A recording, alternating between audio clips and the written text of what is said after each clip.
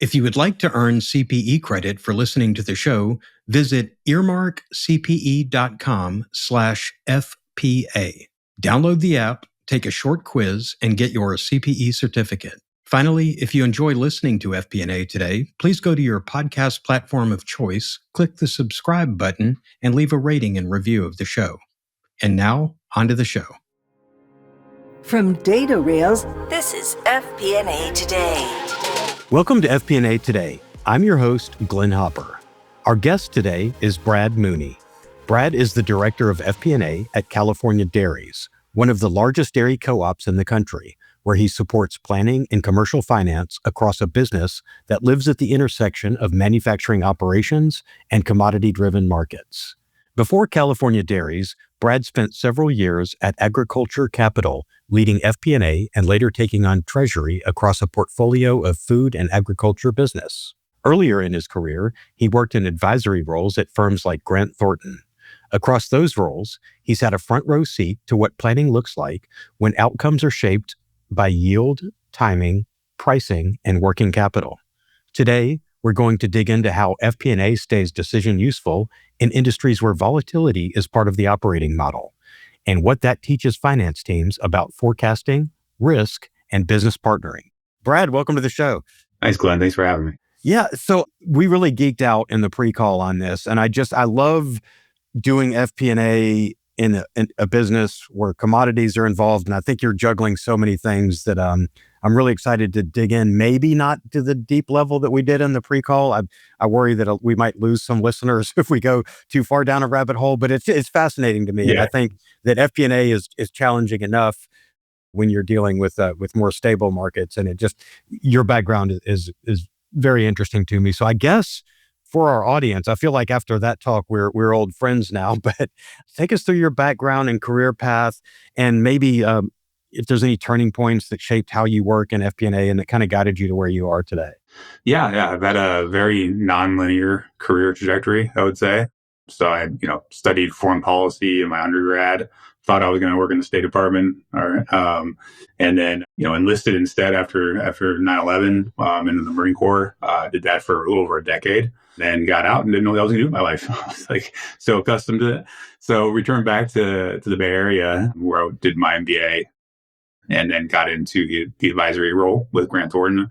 Focused a little bit on risk advisory, but also in strategic and performance improvement.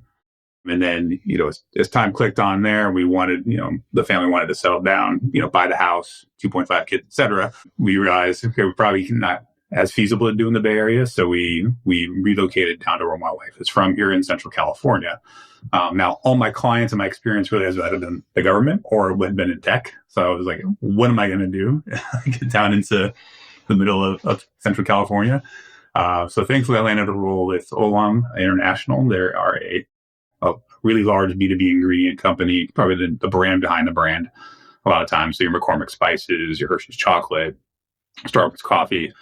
So got into the product side of that business. So they brought me in on their tomato business, was a product line analyst and a product line manager. After that, for the tomato business, processed tomatoes.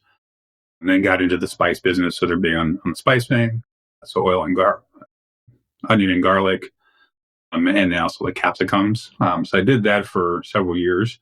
My mentor at Olam was a VP of finance. So they had like a cross-functional mentorship program.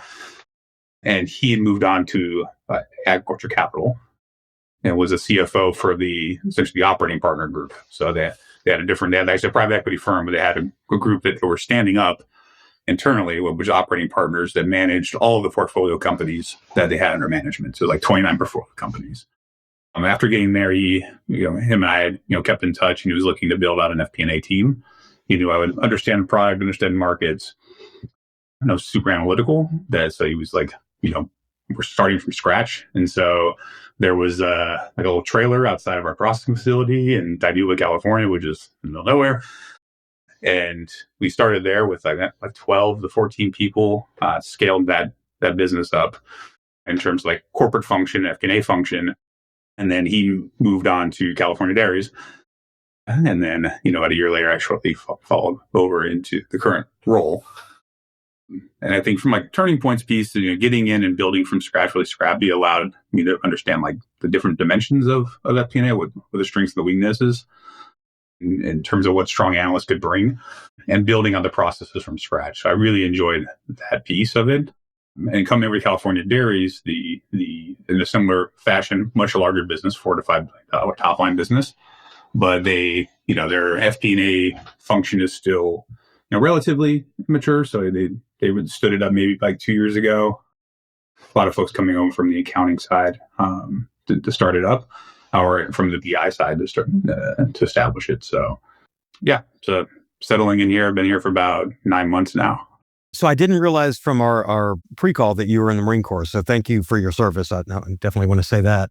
I'm wondering, speculating here, but in your first FP&A role, did you even, because I think I'm old, so my first FP&A role, it wasn't, back then we didn't call it FP&A. You were just in finance or what, I was an analyst or whatever. And, but to me, it was, and it was a telecom, but it was early stages of telecom, not a very big finance department. So I didn't even really know, there weren't all the definitions there are now and all the books and everything. So as you moved into FP&A, did you feel like you were inventing the role, or with your mentor, and did you kind of have a clear understanding of this is what I'm doing, these are the important KPIs, or were you kind of building it out as you went? We were definitely building the plane while we flew it, I would say, in a lot of ways. I think one of our, FP&A manager, my boss at the time, I think he started with a gaming computer as his primary computer there. So there was a resource lean environment. And so coming in, from a process perspective, and as we build out and some of what we're going through here, like, I think of like people, processes, partnerships, and platforms as we started to build the FP&A function out. And then also built out a rubric there of like how I define what are the strong building blocks of an FP&A analyst. So we were really inventing it as we went in some ways. But, the first focus was how do we get the team away from running reports and being involved in decision-making and being relevant in that process? Because you'll find a lot of times in the ag and food and bev sector, like the finance team is really just report generators, right? Collating data, putting it out there, and then, the product teams or the GMs, you leverage that information to make decisions, and you're just kind of a report monkey in some ways and putting it together. So the team was spending an enormous amount of time just like extracting data from our ERP system, cleansing it, putting it into the format, putting it back to the sales team in these Excel reports, our financial consolidations there, because it's 29 portfolio companies, and they all had different charts of accounts, but the reporting up one was all, right, that was my first project I came in, was like, it was Q2 close. It's like put together the consolidated financials, and like there's all these lookup tables, pulling it together.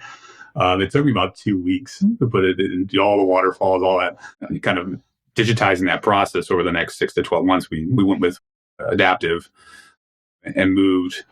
That was able to tap into all the different ERP instances, and we created a single chart of accounts. They did the consolidation, so the consolidations were immediate.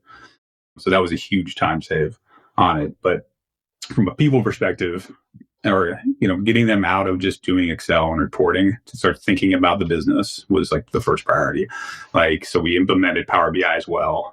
So I had experience with Power BI on the product side when I was at Olam. So coming over and implementing that, pushing out these reports and getting the team more engaged. I would put analysts into the business functions, have the analysts go sit with the sales team, but have the analysts go sit with the operations team to get smarter on the business and kind of being that strategic advisor to the function. So yeah, it was scrappy to say the least. Yeah.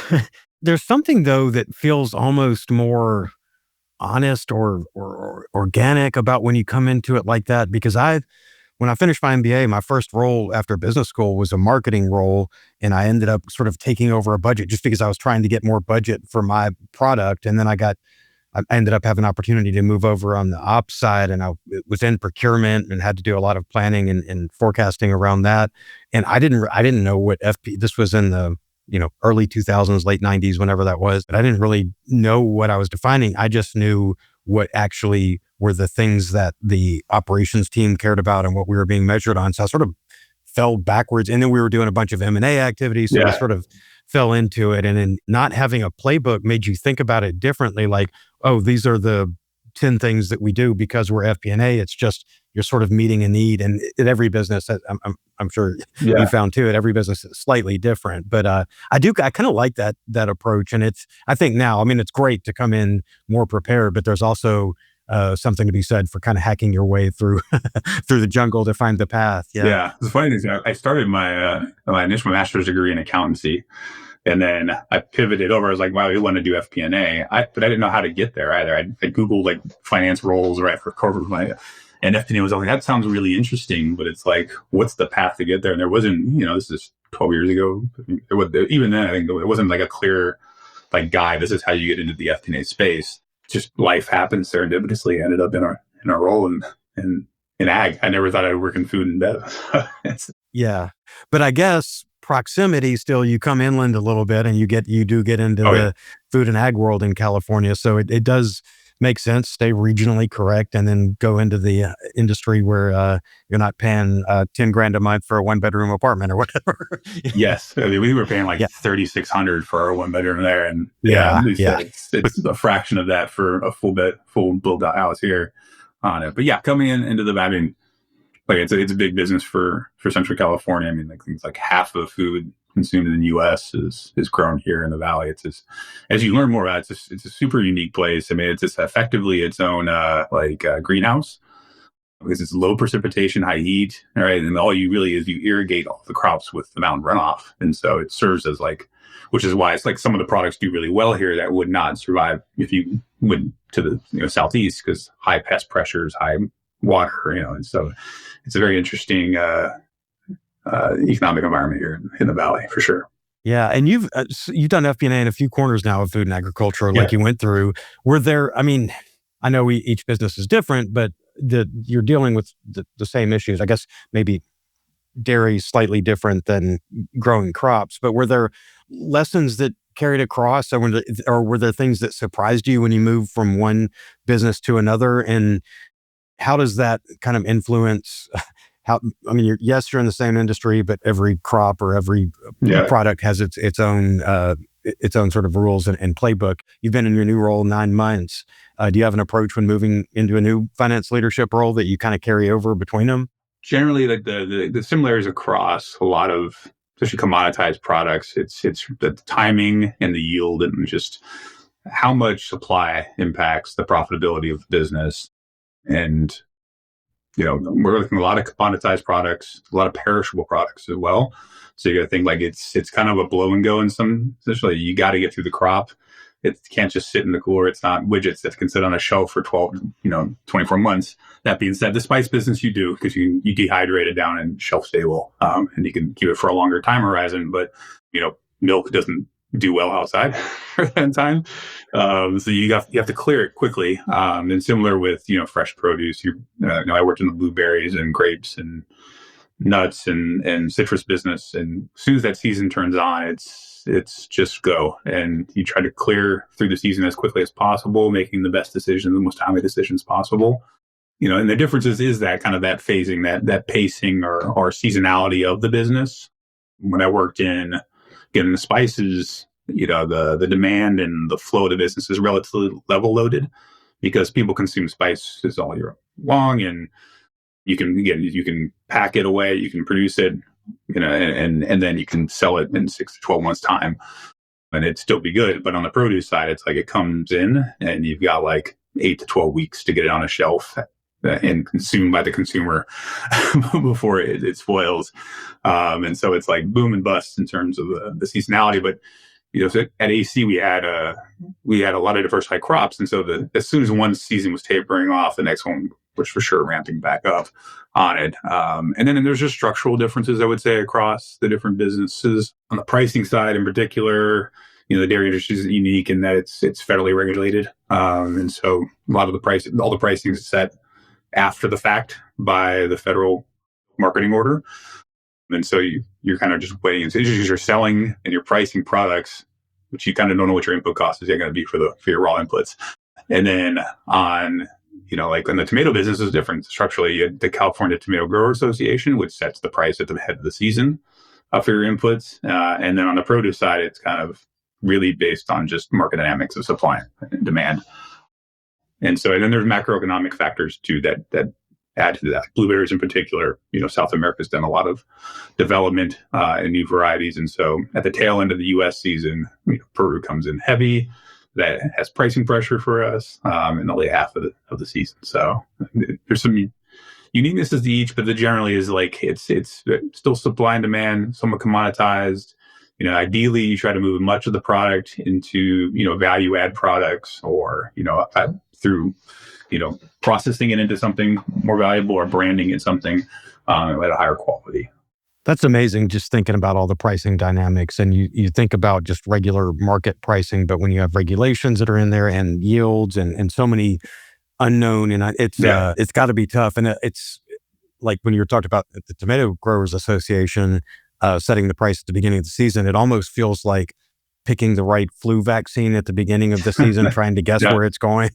Right. But it's but nice to have that locked in and that certainty early on. It could go, both ways. As a kind of a midstream processor that all on tomatoes, and unfortunately it ended up, closing up shop there so structurally the market was over capacity in terms of processed tomatoes. We were doing like tomato paste, diced tomatoes, et cetera.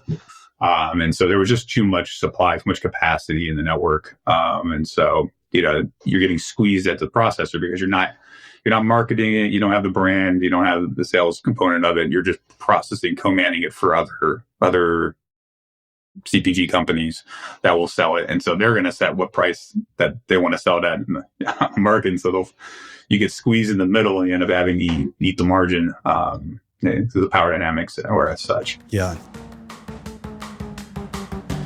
You're already using AI for your FP&A, ChatGPT, Claude, Copilot, and they're incredible. But here's the thing.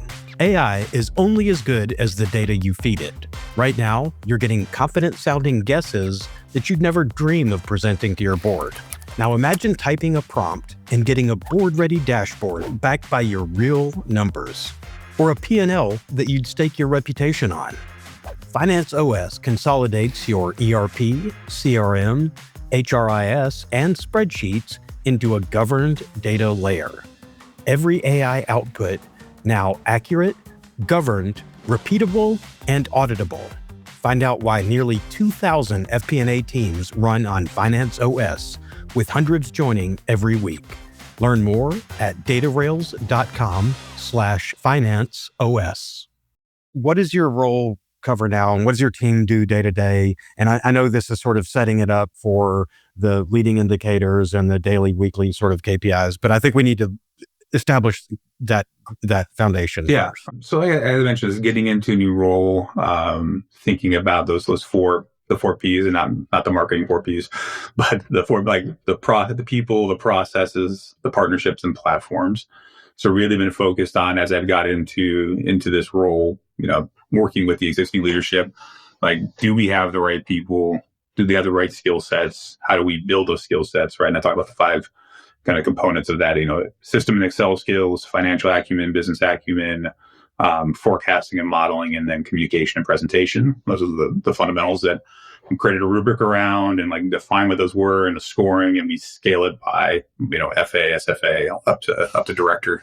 And so really been focused on the people side and the process side over the last 6 months. So I guess another way to say it, we're really in build mode in terms of where the current role is. We do the normal, variance analysis, forecasting, or supporting business cases. So new product development, the financial partners for that.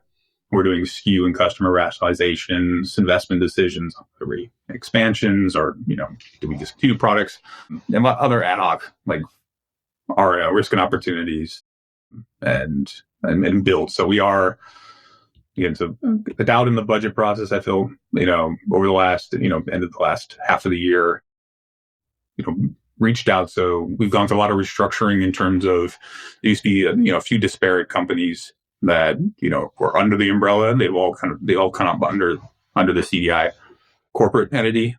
And so working and building processes and then partnerships with those teams is the ultimate key.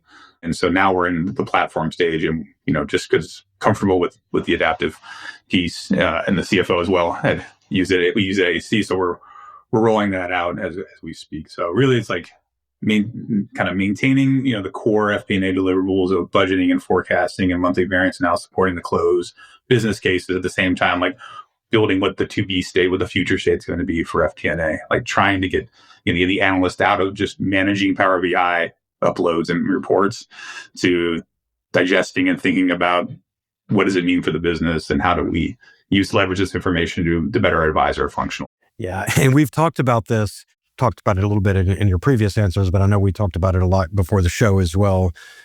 With all these variables, and not to discount what we do in other businesses, but with so many variables that are out of your control and that are harder to predict, I mean, what are the realities of running a dairy and food manufacturing operation that make the planning and the forecasting a different game than other industries trying to factor all these in together? You have to be dynamic, like in terms of your planning and forecasting, because it's supply side driven, right? We don't control the amount of milk we receive through our facilities. It comes from our dairy members. And similarly, like with the crops and a blueberry crop or whatever, it's like, what is, the yield could be what the yield is. And then you have to figure out where to put that in the most value add end product or sales channel to maximize returns. So it's having strong models and having dynamic models that you can pivot during any given season to help the business make the right decisions is, I think, much different than like a steady state widgets manufacturer that's putting things through. Not discounting the variability that could happen in those businesses, but it's fast paced in terms of you're also trying to figure out at the same time what are the other market participants doing, because they're in the same situation, right? It's other ag companies, other dairy companies are going through the same milk flow. There's a push spring flush when cows are happy. More milk tends to come, so that seems to be it's across, and then globally actually too. So there's the macro piece globally, like supply is way up on top of that. So our export capabilities, our export opportunities, there's pressure there as well. And then it was a similar on the citrus side. So I think planning and forecasting is just, you need real-time data. So when we brought in Power BI, bring in, both market, blending it with internal data, sales and operational data to make day-to-day decisions. So like on the tomato business, we would meet every morning at like 6:30, 7 o'clock in the morning to look at what the market was doing, look at what's coming in for the day, and help, make the right decisions. You're also trying to decide what products you're going to put it in ahead of the demand. So you don't really know, because once you process a raw ag input and put it into its final good, you can't rework it usually into something new, but you're trying to game what the market, where the market's going to be, where the market opportunities and what form and function it's going to be as well. So like on the blueberry side, in particular, you're saying, okay, what sales channel, what product is going to go to IQF, which is a frozen blueberry? Is it going to go to fresh packed blueberries? Is it going to do it a juicer, right? What's going to give you the best return? Where does the market look like in each of those channels? And then that may inform you how you go out and harvest it. You harvest it by hand, you harvest it by machine, like how many passes you're going through. Is it the right variety for the right time of the season? Did it come off late and now it's too soft? And so it's being able to, like, from a forecasting perspective and just even budgeting, you have to have a dynamic model that you can leverage on the day-to-day decisions and know that's going to be wrong as soon as you make that forecast. So yeah, it feels like the idea of an annual plan is about as useful as the Farmer's Almanac. I don't know if they even still put the Farmer's Almanac out anymore, but it's okay. This is all things being equal, just taking historical over time. This is roughly the ballpark we're going to be in. But what you just mentioned, looking reports daily and making decisions. So let's drill down on that a little bit more. Like, what are those decisions? And I imagine it's most of them, but a little more on what the decisions that can't wait for monthly close, because this historically finances have been, I know it's changing, but it's still very difficult. But being the backward looking organization that's just reporting on what we did in the past, where we're trying to give data-driven decision support in real time, and with so many variables that could change that quickly, I bet there's a lot there. So what are you looking for daily, weekly, monthly, or whatever that's going to impact, and it's an actual lever that makes a difference in the business. From a day-to-day can't wait for month-end close, that's just the reality in terms of in managing the ag business. Like by the time, especially thinking about, and then if we're saying that we're basing our pricing off, our input costs are going to be off the federal milk order, which just gets published like weeks after your month is over, and then, but you're 3 weeks after the end of the month, so 7 weeks from the beginning of the prior month, right? It's not as useful to inform. So, and on the produce side, and in particular, I mean, those dashboards were super relevant to help guide decision making. We're looking at what the pricing, looking at what the market's doing. So constantly checking, what are the settled markets on the CME for some of the commodities. But we just need good reporting analytics. I think we were pretty dialed in at AAC in terms of FP&A. We knew where the P&L was going to be trending at before the month even would close. So we knew where we were going to land for the most part. And honestly, a lot of time was spent validating the accounting, leveraging the financial models. I mean, it's still very backward looking, but the day-to-day analysis, leveraging those dashboards to inform on, some of the key metrics would be like utilization. So it's essentially how much of the product is going to what output. So there's not actually a lot of waste in the food stream, in the food system. Like everything kind of has a home at some point. So even if you're getting 70% of your product into a fresh, like citrus, for example, is a great example. So you see citrus in bulk in your produce section of your store. That's the best quality that came through the processing and sales and marketing streams, right? It's past all the quality issues. It's got no defects, no cosmetic defects, whatever. Then you have most of your bagged produce it is a value play in some way, and a convenience play, but it's also can hide some of your sins in terms of the quality. And then even if it meets those two like grades, essentially, you can still send it get juiced. It's not a quality issue, but it's not going to, so it goes to a juice stream. And then, at the very least, it's going to go to animal feed in the end. So there's always a home for everything. So monitoring the quality and the grade of the products coming in, if you can do it out of the farm level, even better, because then you can kind of start planning ahead of what you're going to then take to market and say, okay, it looks like the fruit's coming in small.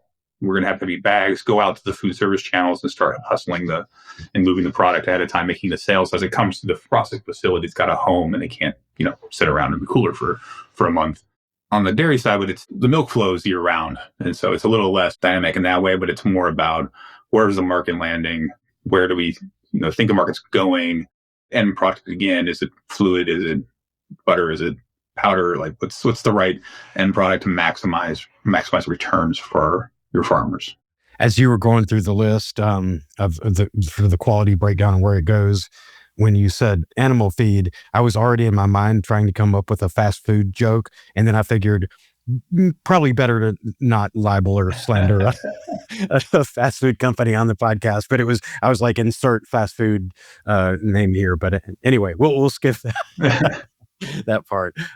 A lot of the data points you've been talking about are exogenous macroeconomic factors. It sounds like also because of what happens downstream, the product has already been grown or delivered as the case may be. But are there internal data points that you look at? Is this something that you see in the future, even more internal data points that are giving you real-time kind of production levels or beyond what you're already getting? And then how do those impact the KPIs that you look at? Because yes, you've got a plan for where this is going, but you've also got the production side of it as well. Yeah. So that was, again, coming into AC in terms of on the plant side. So at Olam, I was on the product side. So I was very focused on the commercial piece of it. I went down to gross margin. My standards were given to me. I got variances from the finance team when I was building out my models for those businesses. But coming over full on FP&A and having that kind of that scope open up where I had an operational component to it, both on the farm operations as well as the midstream processing operations and sales and marketing organizations. Getting into labor management and in terms of productivity within the processing facilities, it becomes very easy to be reflexive in terms of the labor management you want to give as many people as many hours as possible, but kind of driving that mentality of productivity and flexing labor as needed, not just bringing on as many headcounts as you think you might need. And again, so when there is fluctuation in throughput or even from the farms, you have to then flex the amount of labor you need in the facility, and that could be in a weekend run as well. So it was really working well with the operational partners to coming up with labor reports, building out staffing models for the lines based on what we expect to come in, and that would vary by variety. And especially in ag, we talked about the commodity input pricing. A lot of your other costs is list labor related. There's not a lot of material costs on there. If it's oranges, it's getting put in a corrugated box, so it's relatively less volatile than and less controllable. Your procurement can go out and use some savings, and we spend cubes and work with the procurement team to try to identify, especially on the farms where you're buying lots of fertilizers and chemical stuff that goes into your farming inputs. But on the midstream operations side, it's really labor management. That's the biggest lever you can control. And I think in the first few years, we saved several $1 million in just flexing that labor, being very diligent and reviewing and having weekly touch points with the operations team, trying to understand the variances, like what happened on this day, why did we have an overrun of labor cost on a per unit basis, what are lessons learned that we can leverage to drive productivity in the house there. We look at plant downtime, we look at OE, overall equipment effectiveness, making sure that we're sweating the assets as much as possible, and outside of plant downtime. Yeah. As you're looking at all that, are there any, I guess this is maybe going back to the external factors, but are there warning signs that you get early that tell you the month is starting to drift, either positively or negatively, but something that you see in real time well before it shows up in the financials that there's going to be an impact downstream from this? Yeah, I mean, really related to the market piece. You can look at volumes of trade to tell you how much product is out there. We try to pull as much USDA data, whether it's relevant or not, in terms of it's either usually over-reported or under-reported, but at least gives you some direction as a baseline to say, okay, maybe supply is coming in hotter, prices coming in hotter than we expected. Imports, you can look at import-export data to see how much is coming in through the ports. But that is a little bit backwards looking. So in a forward-looking basis, really market-related. Yeah, I think, wet weather is a huge component of, taking into consideration, a lot of these crops, like citrus in particular, requires, really cold weather. I mean, we've had some yo-yo weather here over the last 12 weeks. So I feel for my citrus friends out there, because it dips down cold, then it gets rain on the fruit, and then it gets warm, and that just creates a lot of activity and potential for pathogens, and then it gets cold. So that up and down really impacts the quality of the fruit, and you get a lot of spoils. But yeah, no one can predict the weather or the market. But yeah. So outside looking in, it's easy to say, yeah, that's crazy. That's terrible. You can't really do this. But I know investors in the business, management in the business, you can't just shrug it off and blame the market or blame weather or whatever. So how, with so many variables, explain performance in a way that drives action and set these, you just have to pivot and roll with it. You have to understand what's going on and then adjust. But how do you communicate that in something that's more meaningful than, yeah, we all get it. Everybody had the same problem. The oranges got toasted because of the weather changes. Right. It's really focusing on the controllables for the business in terms of, again, so you could easily, in the blueberry example I gave earlier, just send it all to IQF because that's the easiest. That was your plan, and you just keep with the plan.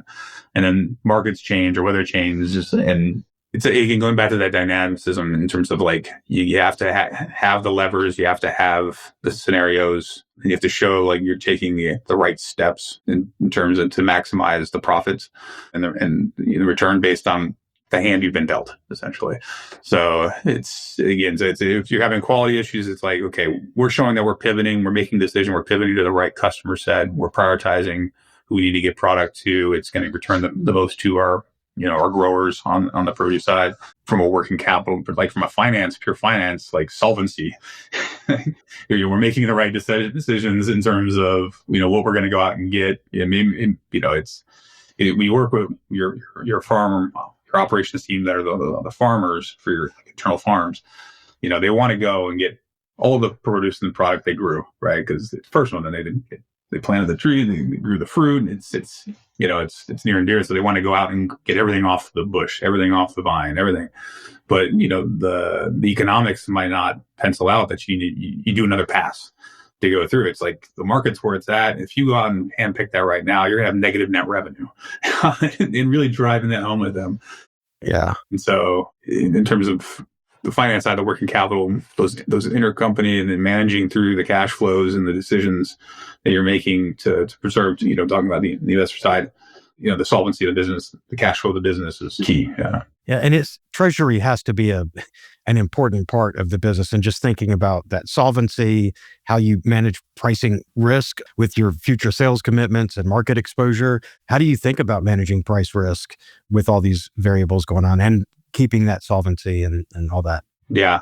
Definitely want to have a reserve of some sort in terms of, you want to have a little bit, not necessarily a war chest, but you want to make sure that there's enough conservatism built into your working capital models that you can weather the risk. And then there are opportunities, especially because a lot of it was intercompany related. If you're vertically integrated businesses, you're able to spread that risk between the different organizations. So, it gives you a bigger ballast that keeps the company going in times when maybe the farm's underperforming because of yield issues or quality issues, or you're not getting the volume to the midstream and you got a heavy fixed overhead cost or fixed cost, or the pricing's just not there through vertical.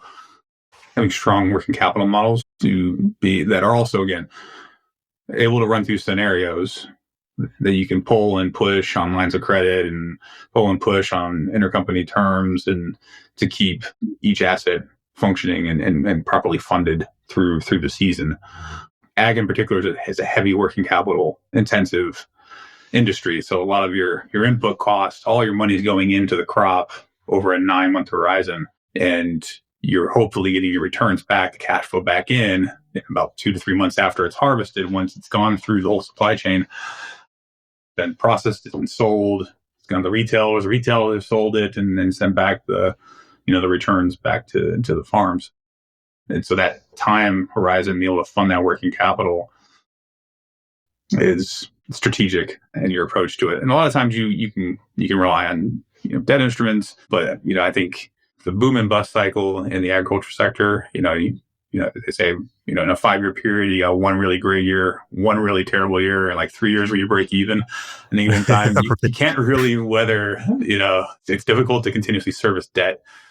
So as best you can, you want to avoid leveraging up your farming assets. Your other value add areas you could have, probably a little more debt on those. But the farm side, if you have a mortgage on top of that, it's on the down years, it's rough to service. And and I would bet California, obviously, there's quite a few lenders who understand the industry and lines of credit are there. But again, you don't want to leverage up too much. And it's just, there's going to be a lot of calculus in figuring out, okay, like you said, it's not a war chest, but we have to have sufficient working capital and manage all this for either way it goes. And when cost pressure goes up, and whether your line of credit or dipping into your own cash reserves, in a co-op in particular, then maybe this goes both ways, but you go into the operators and say, I assume, I don't know, different in a co-op, I guess, but I was assuming, sort of contractual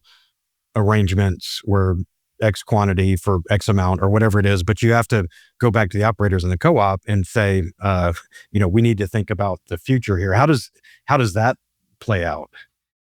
It's or is that hitting a little close to home? It's a little close though. Yeah, I would defer to my treasury team at the co-op on how they manage cash here. So thankfully, my scope is very market and commercial focused. I haven't yet, been involved more in the cash flow modeling here, but in previous roles, in terms of in the private equity space, typically your fund has a reserve that you can tap as well. But you're talking of from the operations side of the business when performance struggles, but you don't want to impact future performance, especially on your farms. It's working closely with your farming partners to try to figure out where are the levers on the farm in turn that you can pull to reduce working capital requirements without really impacting, future crop performance. And so like target setting with them and saying like, can we just cap it at a certain dollar spend per acre? Like, what are the opportunities? So can we cuddle back on the pruning side? Again, labor is a big component of cost. It may not have a year one impact, but if you do that for a few years that are bad years, then your yields start dropping off because you got too much other dead wood or you got too much foliage and you need some light in there. And there are other, you don't want to cut too much on pest control because you can lose a lion's share of your crop if you have a pest event. It should occur. So one that you really can't cut on is water, which, that's actually, learning more about the water industry in Central California was very interesting. The dynamics between the different irrigation districts, your water allocations. We've had some new acts that have gone into effect. The Sustainable Groundwater Management Act, SIGMA, came in that caps how much of groundwater you can pump out, which was what a lot of these businesses were relying on during the drought because there wasn't all the surface water coming from rain or snowpack. And so learning about the politics and the dynamics. I think there's even a book on there, like something like On the Water Wars or something in Central California. There's a few families that own a huge chunks of the water supply and the rivers. You think it would be public domain, publicly owned, but a lot of it's privately owned. Retaining water and then the cost of water. You can create essentially reservoirs and capture as much rainwater, and you can put that back into the groundwater, get credits for that, or you can exchange credits across irrigation districts. And so there are people that wholly specialize in water management for ag companies. Yeah, I was going to say everything, and maybe it's dated now, but everything I know about water in California, I learned from Chinatown. I don't know, certainly dating myself with that movie. Great movie, though. But it's always interesting to me when these other markets pop up, like the water trade in California or carbon credits or all that, where you have these regulated areas and I'm sure there's an economic study on supply and demand and how these markets come up and the trade comes. But yeah, that's kind of a fascinating place to be. Yeah. It's interesting from a private equity perspective or any kind of investment. Like, so I did at one point created my own LLC and was doing some advisory work, which I wound down last year because I wouldn't put enough time to it. That really, I was like, am I really going to carve out and just like go full on and be an entrepreneur? I have a young family, so, trying to, focus more on that and just bandwidth as well on it. Because what's that? If you want to take the island, you got to burn the boats, right? Burn the ships. Yeah. So I was like, I would have to like definitely quit and just go all in. I think there's definitely an opportunity for it, but worked on a few things for like advisory, in terms of investments and development in the ag space. It's hard to make it like pencil cash flow from like an exit value, and it's. To your point, like looking forward, it's like what are the consumer trends that because you're investing at least 7 to 10 years cash, and hoping that in 7 to 10 years it's relevant, right? You see in the almond industry a lot, and it's like these it's cyclical too. So they're going and they're doing developments because almond market's hot, the pricing's hot, so everybody goes and puts in almond trees, and same with certain citrus trees. It takes at least 4 years before it's producing anything. And that's just 4 years of like, if you own the land, great. if you're mortgaging the land and you were paying all the debt service, your input costs, the development costs, then you start getting crop off the tree, and then by like maybe year 7, you're cash flowing in a single year. It's usually like 12 to 15 years before you cumulatively cash flow in it. Yeah. And then if you want to transact that land, you got to hope that the buyer values the crop that you have on that land, or that they're going to have to go and redevelopment, and they're going to discount the land price on top of it. So it's really hard unless you're going to be like a generational owner of just pure ag. But from a vertically integrated business, if you own the facility that processes that, and you own the brand and the sales and marketing, then there's an unlock there. I think you can sell the whole shebang essentially for a premium. Yeah, and I was going to say, from a typical PE hold horizon of 4 to 6 or 5 to 7 years, whatever the typical hold period is now. Like you said, generational. It's hard to think about locking up money. I mean, unless it had massively oversized returns, but then you're betting on something so far in the future. Exactly. Who knows what the market's going to be then? Yeah, that's a tricky space to be. Yeah. I mean, typically you see it's asset rich, cash poor. That's usually Yeah. Right. Well, we are winding towards the end, and I do, I've really enjoyed talking to you about all the insights and the ways that you look at the market. But I know when we were talking before the show, you were talking a little bit about hiring and where you were going to get resources. And we talked a little bit about training and mentorship. Before we kind of close out the show and get to our standard questions, thinking about your sort of how you've built your career and how you've built teams, for some of our listeners, maybe FP&A pros who want to grow into more strategic roles, like, how are you developing your teams? How do you look at FP&A development? And what do you think people should be focused on if they want to move into that more strategic role? Like, what capabilities should they focus on building over the next 12 to 24 months? I mean, core characteristic to a really strong a strategic FP&A asset is to be just curious, consistently curious, wanting to peel back the onion, understand the mechanics of the business, the drivers, the drags, because that's going to help inform you what really moves the needle in the business. But also get out from the office, go out to where your stakeholders are at, right? Go visit them, go spend time with them. It builds the partnership, builds the relationship, and understand. I think the beauty of FP&A sits at that nexus of the whole organization, right? So you have the opportunity to go play on the operations side and learn about the operation side of the business and hopefully become fluent in that part of this. And same on the commercial side and same, on just your corporate, your finance side, your treasury side, all that stuff. And even the IT side, right? I mean, just if you understand Power BI, understand in business intelligence tools and dashboarding and all that stuff, learning a lot about the technical side. So there's ample room to grow and learn in the business. So be just consistently curious about learning about the business, building those relationships with them, and then allows you also to translate between. I know how often I'm translating between IT and the commercial side, trying to explain the technical, trying to explain it in the business drivers and why it's important, why we have this role added to our ERP system. But I would say that's getting out, learning about the business, becoming fluent in the business, in the mechanics of the business, building those partnerships too, because they'll be the advocates for you. I'll be like, wow, this FP&A team is super supportive. It's, it's bring all these insights, and we talk the same language.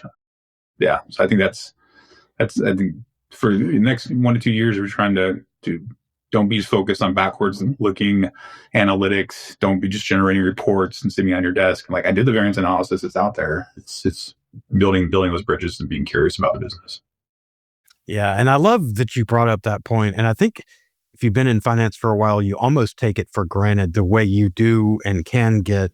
And if you have good business partnering, especially, I mean, some people are very protective of their data and their operations and all that. But in finance, you have a legitimate reason to branch out into all the different divisions of the business. Whereas, maybe the sales or ops may say, why is the sales guy poking around what we're doing? This is not really his or her business, but in finance, it's everything kind of is your business. So it is a really great opportunity to be exposed to just the broad range of what's happening. And that really makes you a really effective support element to the executive team, right? Because then you can aggregate all that information, all those insights, right? Filter what is appropriate and necessary to, give them a good update, understand what's going on in the business.